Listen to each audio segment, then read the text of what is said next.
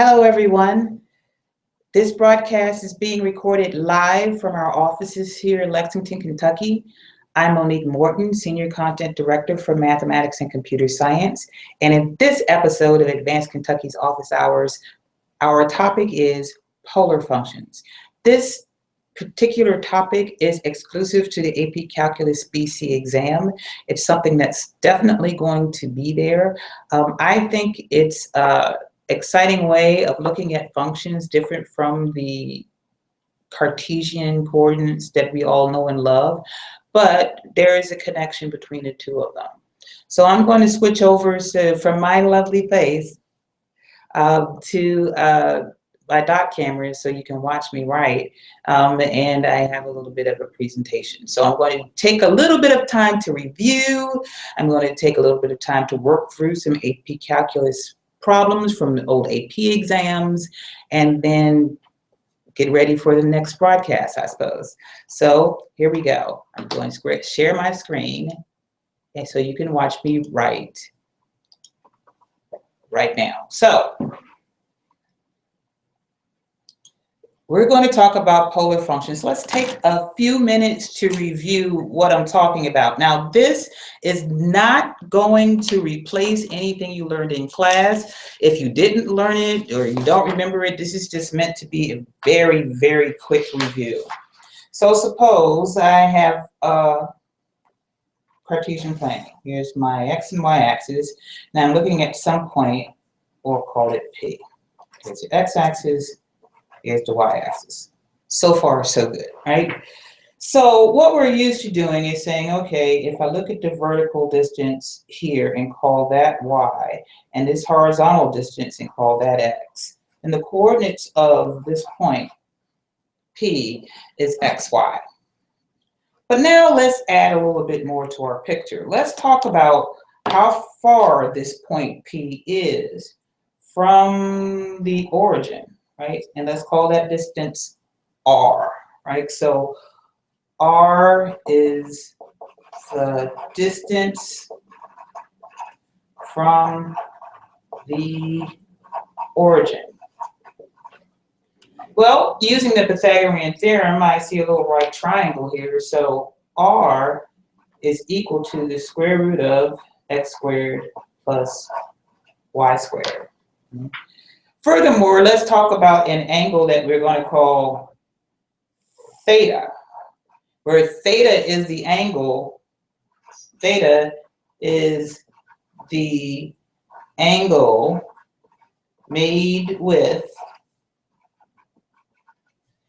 the positive x-axis, right? This side, not that side. So theta, if you use triangle trig, the tangent of theta is equal to y over x. So this is all really basic information that we should know, right? So if I want to convert from another way, I want to convert. Let me start talking to you about what we're going to convert to. Another way to express the point P then is with the polar coordinates r, comma, theta, where r is the distance of the origin and theta is the angle that the ray that goes through r makes with the x-axis. So the positive x-axis. So we can convert from these type of points to these type of points by using this information. Let's talk a little bit more about what we're able to do. So another thing we're able to do is the following. Again, let's go back to triangle trig. Tan theta is y over x, but we also know through triangle trig that the sine of theta is y over r, and the cosine of theta is x over r. So another thing that we're going to be able to do is find the y coordinate and the x coordinate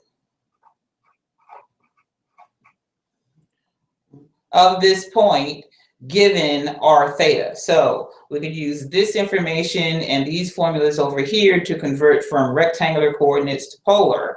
And if we have polar coordinates and need to go back to rectangular, we can use these triangle trig relationships. This is going to show up over and over again. It's something that the AP exam,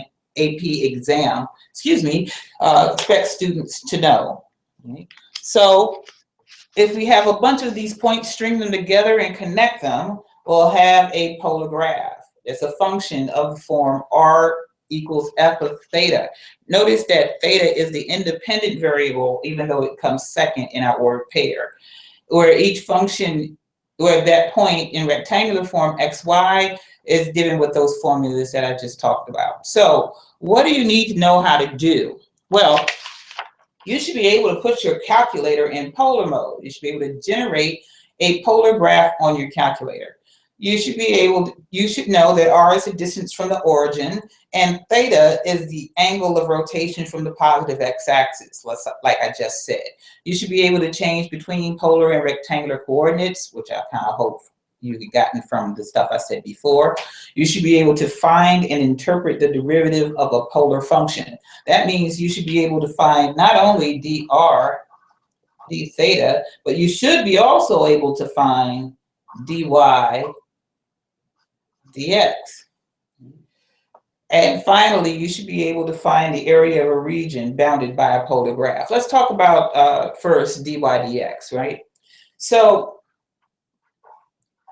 similar to parametric functions, which I talked about in my previous video that was recorded on Monday, you can find dy dx by taking the derivative of y with respect to theta divided by the derivative of x with respect to theta, given that x is equal to r cosine theta and y is equal to r sine theta.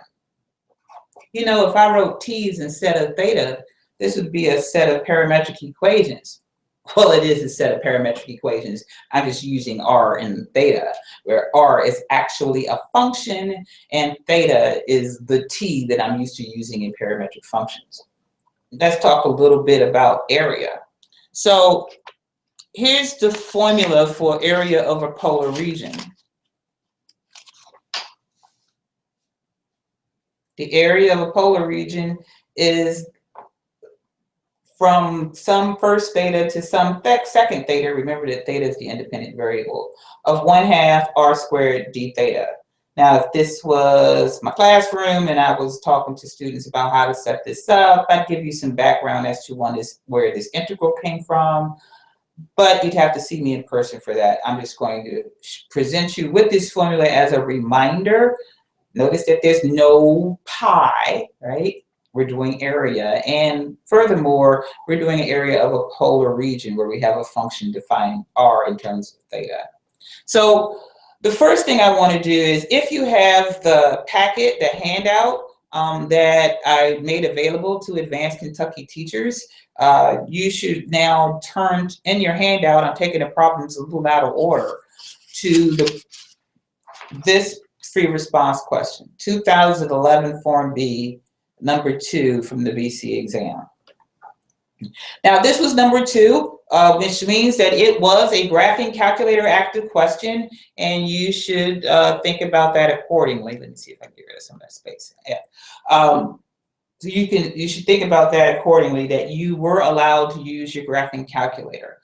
And my advice to students when you're doing calculator active questions is basically what the reader is definitely going to be looking for is some sort of setup and calculus notation, and then an answer if you just use your calculator to find it. Let's talk about part A.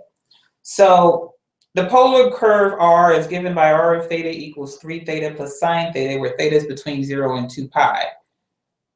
Note to self, we always speak radians in AP Calculus. Never, ever, ever do we talk degrees. So make sure your calculator is always and still in radian mode. Here, we want to find the area in the second quadrant enclosed by the coordinate axes and the graph of r. Now, truthfully, I don't really need a calculator to solve this, but because I like to show pictures, if you graph this function on your calculator on the interval from 0 to 2 pi, it looks like that. It's a nice spiral. Now, if you remember a little bit of your trig, you realize that if I start with how big an angle I'm sweeping out, that starting at the x-axis, this is 0, and to the top part of the y-axis, that's pi over 2, and then over here to the left part of the x-axis, that's pi, down here to the bottom part of the y-axis, that's 3 pi over 2, and back around, all the way around, is 2 pi, and so on.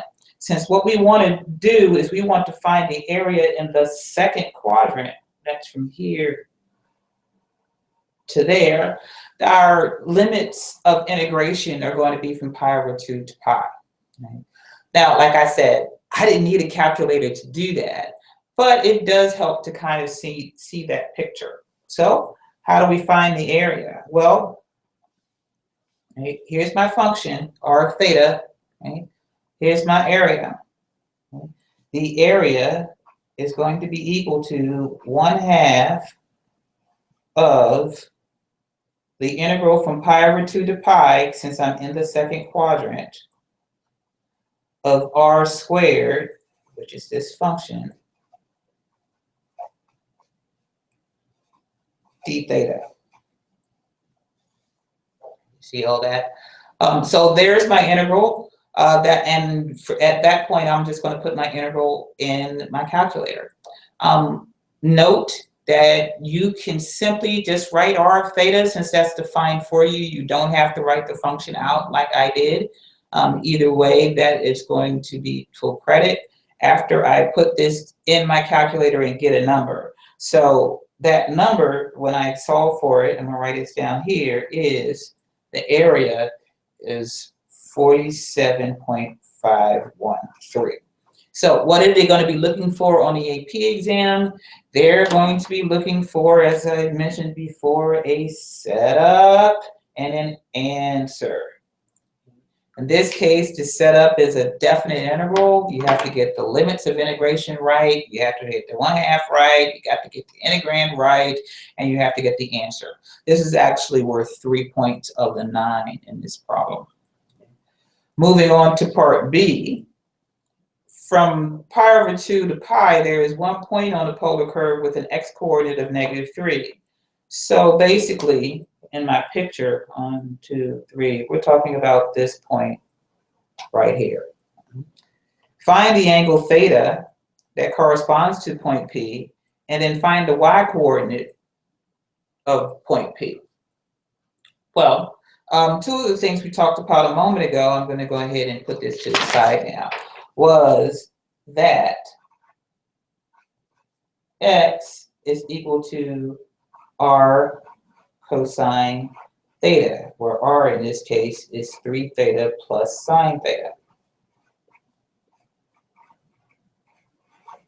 So in order to find the x-coordinate, not the x-coordinate, the value of theta, we're going to set x equal to -3 and solve this equation using our calculator. So what I would do is I would switch from polar mode to function mode at this point. And the way I like to solve equations is I like to use two equations and find the intersection. That is, y1 equals -3 and y2 equals the quantity 3x plus sine x cosine x. Make sure you put in the parentheses.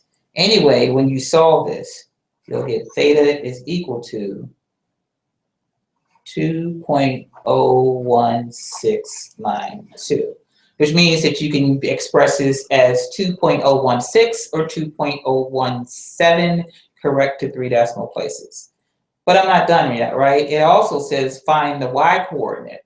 Well, y, according to what we said a few minutes ago based on triangle trig, is equal to r sine theta. Well, r is 3 theta plus sine theta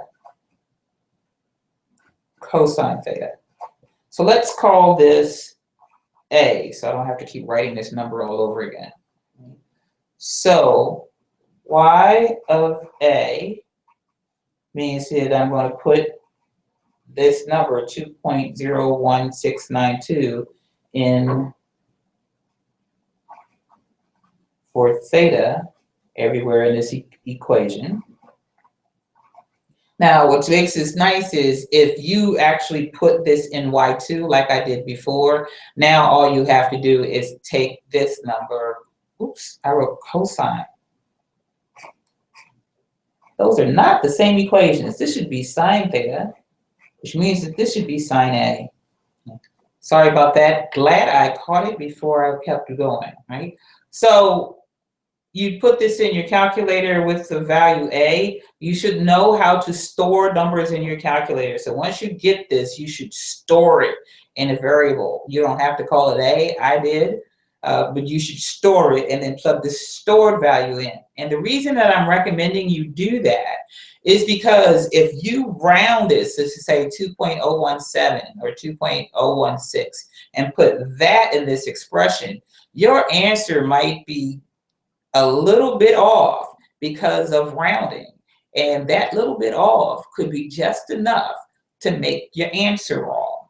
Your answer should be, by the way, 6.272. So there's the value of theta, and here's the y coordinate. Now, showing the work, all we really need is a setup, the equation in this case, and an answer. The setup, telling I'm putting this number in here, and the answer. Okay? Remember that, setup, answer, always on the calculator portion of the exam. Going on to part C, particles traveling along a polar curve R, so it's positioned at time x of t, y of t. Oh my goodness, now it looks like we went back to vectors and parametric, which was my previous video, hint, hint. And such that d theta dt is equal to 2. Find dy dt at the instant that theta is equal to 2 pi over 3, and interpret the meaning of your answer in the context of the problem. Well, okay, traveling along a position, that's the position vector, d theta dt is equal to 2, it wants to find dy dt. Well, if I have dy dt and I know d theta dt, if I could get something, I don't know, with a dy and a d theta, let's think about this now. I want dy dt. I'm thinking that's going to be dy d theta times d theta dt. Now, some of you are wondering how I knew that. Well, I had dy dt and I had d theta dt. What I want is this expression to miss is something to get rid of the d theta up here and swap it out for a dy. So writing dy d theta, where the d theta is in, if it was really multiplication, but it's not really, but we're going to treat it like it to work, that's how I knew what's going to happen. So in other words, I need to be able to find the derivative of the angle that I care about using this. Now, luckily, I don't need to use algebra, or I don't need to use the product rule. I can, but I don't have to, right? So what I want is dy dt when theta is equal to 2 pi over 3. So that's going to be equal to dy d theta when theta is equal to 2 pi over 3 times d theta dt, which is 2. Now, how am I going to find this? So what I'm going to do is, remember my expression for y up here? I'm going to use that, and I'm going to do a numerical derivative based on this function. So now, that's one of the things you're expected to know how to do on your calculator. So you do n deriv of this function with the thetas instead of the a's, and plug in theta equals 2 pi as the number that you want to have. Okay? When you're done with all that, you're going to end up with negative 2.2 2.819.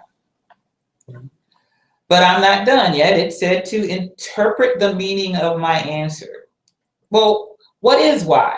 It's the y coordinate of this point, right? It's the vertical distance, y coordinate. So let me write this over here. I can interpret this dy dt to mean the rate, the y coordinate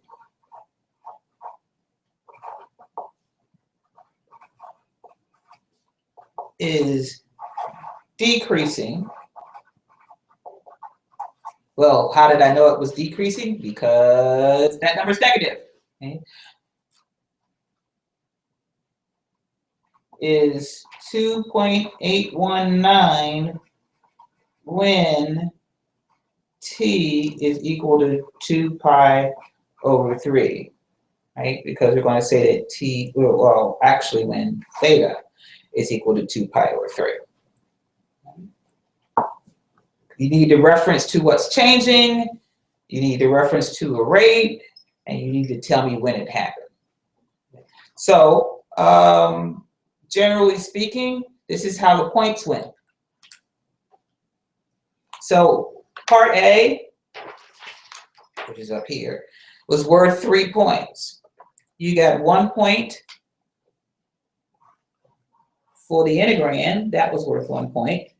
That does not include the 1/2. You got 1 point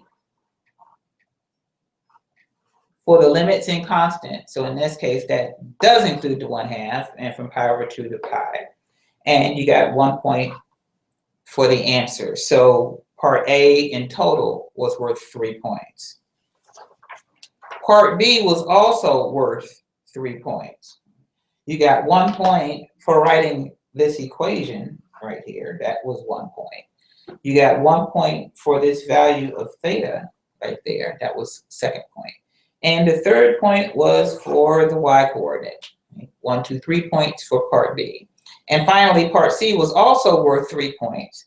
You got 1 point for using the chain rule. This right here is using the chain rule. So that's worth 1 point.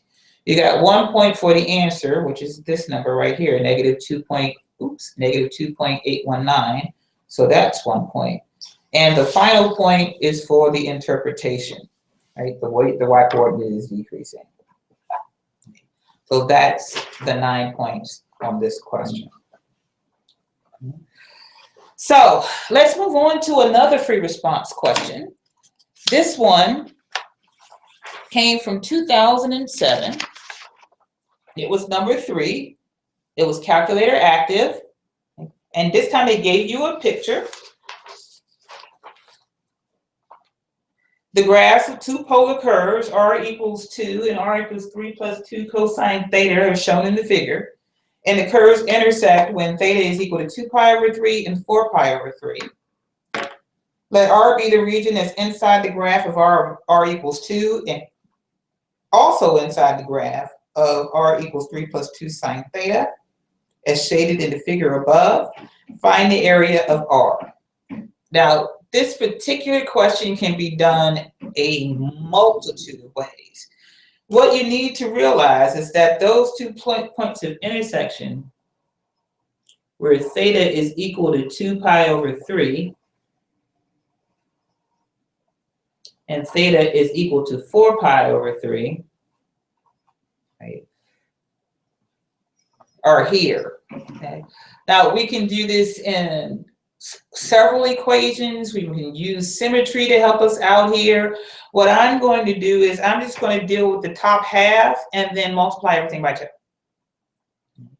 So from here to there, from theta equals 0 to theta equals 2 pi over 3, 2/3 pi, okay, I have inside this circle. And from 2 pi over 3 to 4 pi over 3, I am inside the cardioid. You know what? Instead of doing 2 pieces, I'm really just going to do 1. Okay? So Oop, lost my train of thought. So from here to here is a distance of 2 pi over 3, which means that it's 1/3 of the circle.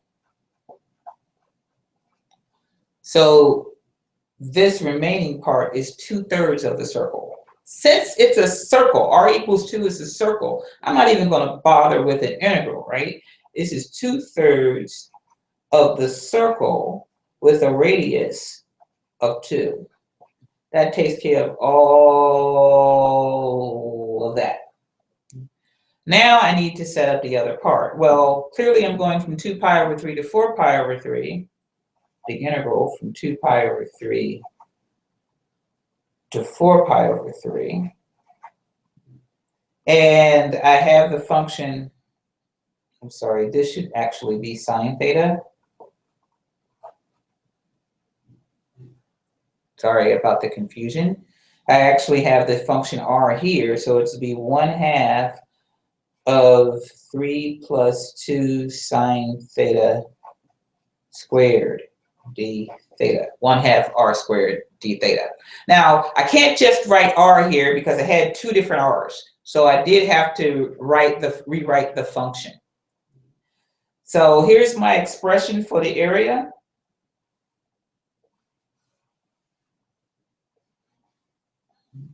For part A, now all I need to do is evaluate it, and I would put this all in my calculator. Here's a calculator tip that I would do, right? I know a lot of students like to put things in pieces. I prefer for students to put things all in one line. 2/3 of 4 pi plus this integral. That way you don't have to worry about intermediate rounding. It saves typing and it saves a little bit of work, okay? So my answer for my area for part A is actually going to be 10.370 rounded or truncated. Now, since that third digit is a 0, there's some people wondering, do I have to write the 0? The short answer is no, but I discourage people from trying to figure out what they don't have to do. It's just easier to write down 3 numbers all the time. One rule to remember, and you don't have to forget it. So that takes care of part A. Now let's look at part B. We've got a particle moving with non-zero velocity along the polar curve. So that's 2 problems in a row where we're connecting polar functions with motion, with vectors and parametrics. Just note that as we're going through. This particle moves along the curve such that dr dt is dr d theta. Find the value of dr d theta at theta equals pi over 3 and interpret your answer. So this is something that we like to ask quite a bit.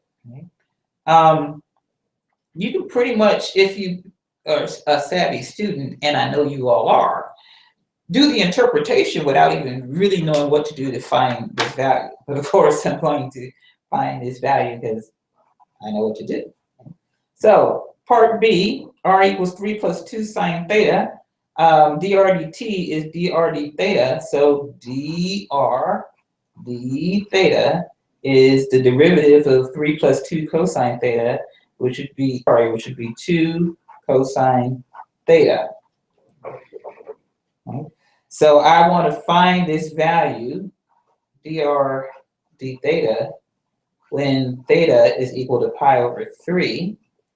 So that's 2 times the cosine of pi over 3. Now, this was a calculator active question, but I really, really, really hope that you don't need a calculator to do this.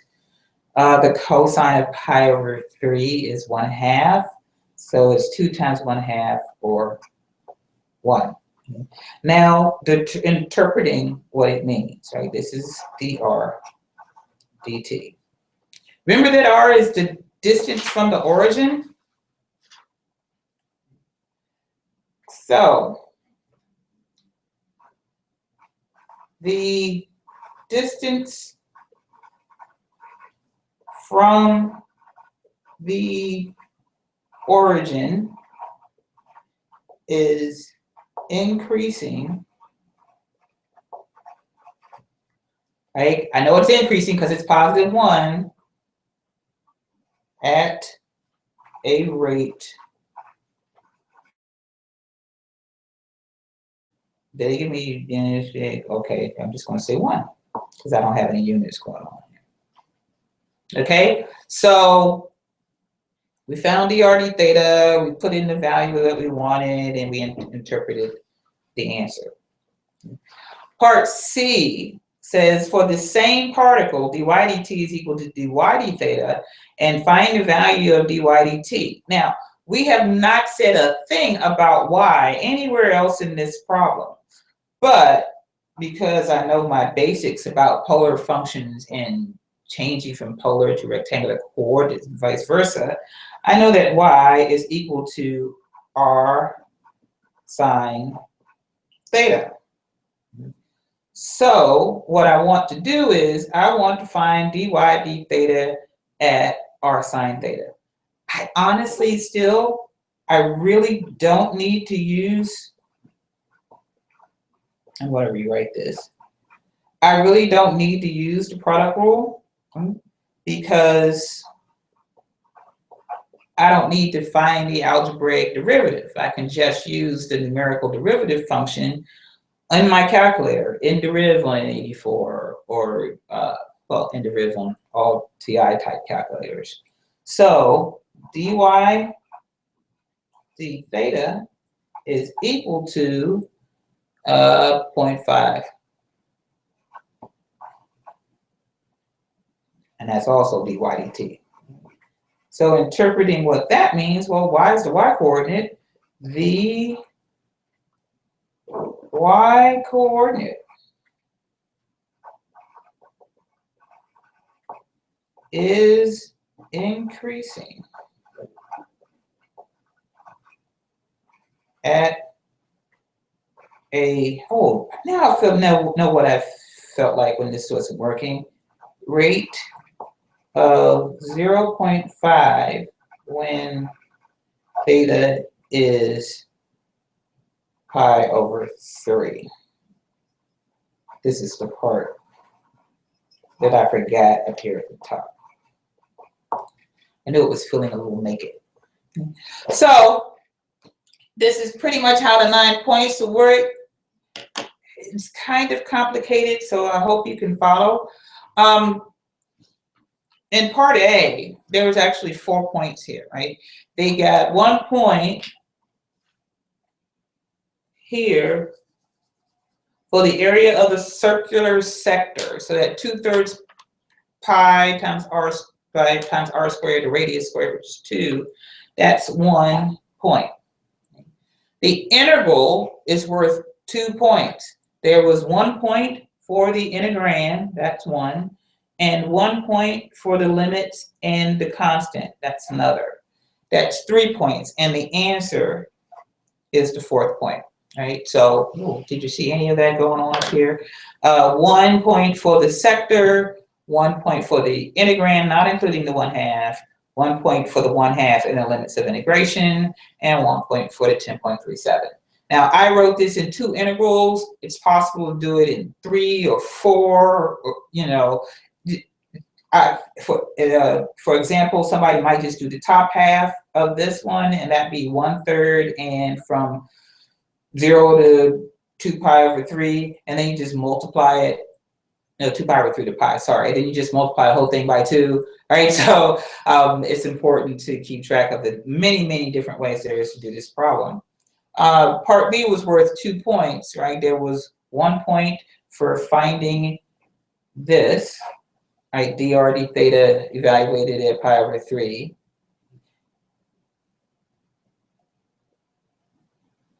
Pi over 3. Ooh, I think I put the wrong number in here. Let's see, the cosine of, oh, that's the right number. Did I copy it down? Well, I'm going to leave it here, and if I'm wrong, please mea culpa. They're getting the right value, and then 1 point for the interpretation. A second thing is part C, 1 point for an expression of the y value, and then 1 point for finding this value, and then 1 point for the y coordinate. I want to look at one more free response question. This is also in your packet. That question will be from 2005. And it looks a little something like this. This picture would be at the top of the graph, actually, but from the way I copied it, it up to the right. This was also a graphing calculator question. The curve above it, or actually to the right, is drawn in the xy plane and is described by the equation in polar coordinates. R equals theta plus sine of 2 theta for theta between 0 and pi, where r is measured in meters and theta is in radians. The derivative of r with respect to theta is given by dr d theta equals 1 plus 2 cosine 2 theta. So find the area bounded by the curve and the x-axis. Well, the tricky part here is the limits of integration. If you graph this, right, and just kind of trace along the points, you'll notice that it's going along like this. And then it ends right here. Well, starting on the positive x-axis, that's 0. That's pi over 2. And that's pi. So my limits of integration are going to be from 0 to pi. So now that I know my limits of integration, I'm going to go ahead and set up the problem. The area is 1/2 the definite integral from 0 to pi of r squared d theta. Right? There's my setup, and I need to find an answer. If I use my calculator to do that, which I hope you do, is 4.382. Part B. So part B, we want to find the angle of theta that corresponds to the point on the curve with the x-coordinate of -2. So we've used this a couple of times in this particular video. -2 is going to be equal to r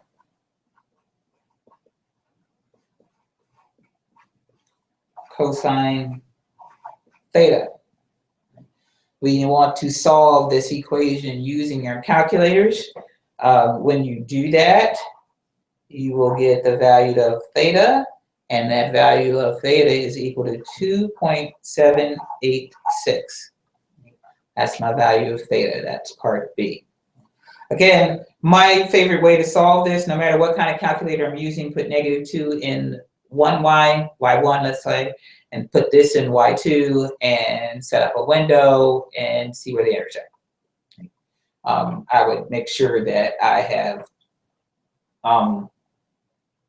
that's the word I'm looking for, limited my x range from 0 to pi, just to make sure I'm going to get one value. Part C, for pi over 3 to 2 pi over 3, dr d theta is negative. What does this say about r? What does this say about the curve? Well, what this says about r, dr d theta being negative, means r, the distance from the origin, is decreasing. Probably can't see all of that, but that's close enough. And what that means, it means that the curve is getting closer to the origin. And you can kind of see where that happened. See the dip right there? Okay, where it dips down, gets a little bit closer to the origin than it was before. There we go. And finally, we're in part D. Find the value of theta on the interval from 0 to pi over 2 that corresponds to the point on the curve in the first quadrant with the greatest distance from the origin. Justify your answer. Well, the word greatest tells me I'm doing a max-min problem. This is a closed interval, so I could do the candidate's test if I want. Distance from the origin means r, so I want to find the biggest value of r. So I want to maximize r. So here we go.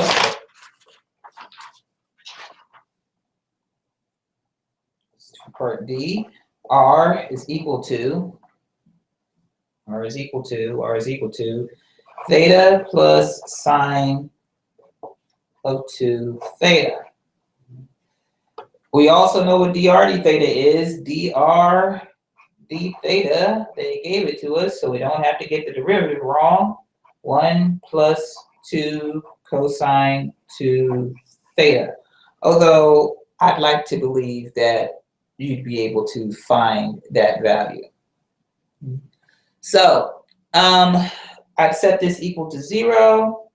1 plus 2 cosine of 2 theta is equal to 0. And on the interval that I'm given from 0 to pi over 2, there is just one value of theta that makes this equal to 0, and that is pi over 3, right? Because pi over 3, 2 to pi over 3 is the cosine of 2 pi over 3 is negative 1/2. 2 times negative 1/2 is negative 1. 1 plus negative 1 is 0. Good to go. So checking using the candidates test, I'm just going to bring it over here. Here's theta, here's r. When theta is 0, then r is 0 plus the sine of 0, which is 0. When theta is pi over 3, it's pi over 3 plus the sine of 2 pi over 3. Pi over 3 plus the sine of 2 pi over 3, which is, drawing a blank, a square root of 3 over 2. Using my calculator, I'd get 1.913. And the last one, when theta is equal to pi over 2, it would be pi over 2 plus the sine of pi, which is negative 1. So this will come out to be 1.571. Clearly, the greatest distance,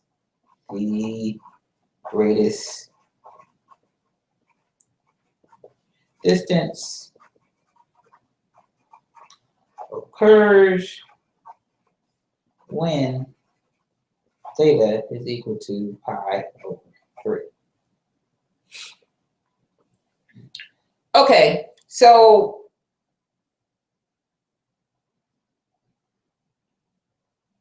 sine of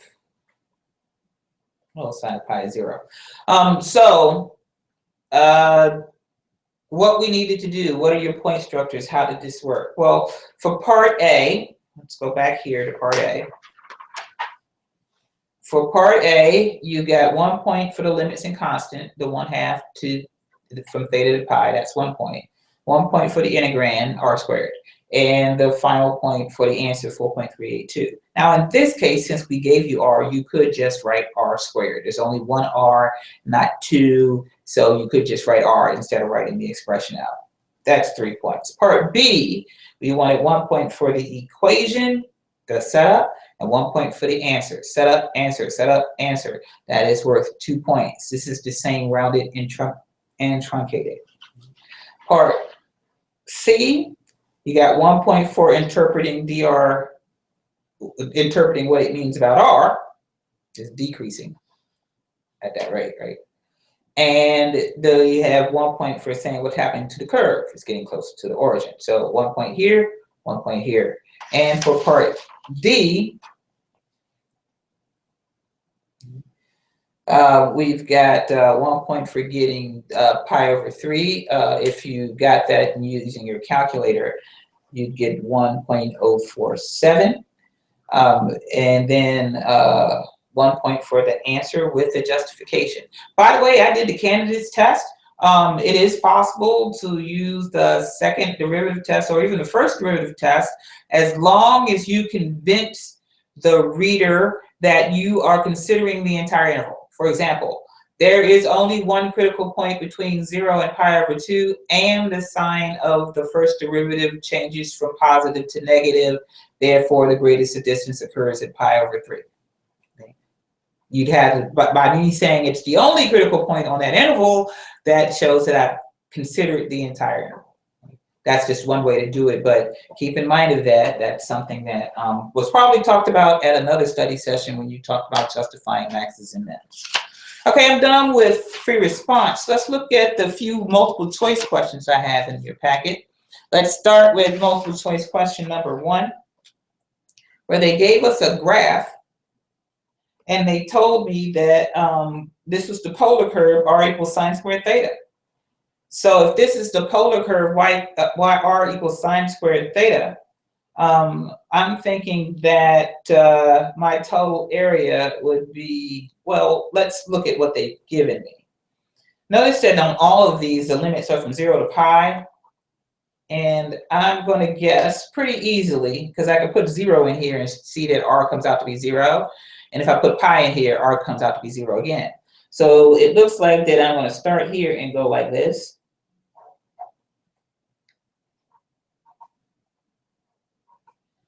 Until I get back to 0, and that's from 0 to pi. So from 0 to pi means I'm just looking at the top half. So if I'm just looking at the top half, the area is going to be 1/2 of r squared d theta from 0 to pi. But I want the total area, so I'm going to need to multiply that by 2 because it's the top and the bottom, which means that my answer would be D, 0 to pi of sine of theta to the 4th power, right? Because you're squaring a square, 4th power, 2 times 1/2 is 1. My answer is D. So this is an area question. This could easily be, and probably was, on the no calculator part. But as you can see, I could reason this out without a calculator. I could talk about what's happening at the point. I know that the sign, that all of these numbers are going to be positive, so I can pretty much figure out what's going on without one. Let's look at multiple choice question number 2. So in question number 2, the area of the region inside this curve and outside that one, right? That means that this one's bigger than this one. I'm going to think of this as big area minus little area. So the area inside, sorry, that one's bigger. The area of the inside the polar curve is going to be the area, is going to be the integral from 0 to 2 pi. Well, wait a minute, none of these have limits from 0 to 2 pi. Let's worry about limits later. It's going to be 1/2 for sine theta squared d theta and minus 1/2 2 squared d theta. So by process of elimination, I already know it's not this, this, or that. Those are both squares of differences and not differences of squares. So these are my only options. How do I figure out these limits? Well, let's set these things equal to each other. 4 sine theta equals 2. So that means that the sine of theta is equal to 1/2. So theta could be pi over 6 and 5 pi over 6 and a bunch of other things. Well, 0 and pi doesn't fit that pattern. So that means that my answer here is D. Again, this question actually came from an AP exam, and it was on the no calculator part. So what I just did, this kind of reasoning, is what you would have had to do something similar to this to solve this question. Got one more multiple choice question to go, and that is this one. Let's see how well you can reason through it. Which of the following is equal to the area of the region inside R equals 2 cosine theta and outside R equals cosine theta? So reasoning again, this would be 1/2 of 2 cosine theta squared d theta minus 1/2, again, I'm going to worry about the limits in a minute, of cosine theta squared d theta. I put these two things together in one integral, and this is 4 cosine squared theta minus cosine squared theta. And if I want to, I can write that as 3 cosine squared theta. So where do these things intersect? Do they intersect? Let's see. 2 cosine theta. Can you see that? No. 2 cosine theta equals cosine theta.